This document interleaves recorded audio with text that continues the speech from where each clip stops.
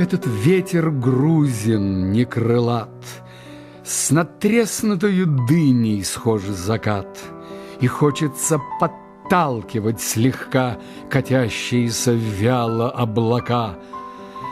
В такие медленные вечера коней карьером гонят кучера, сильней веслом рвут воду рыбаки, ожесточенней рубят лесники огромные кудрявые дубы.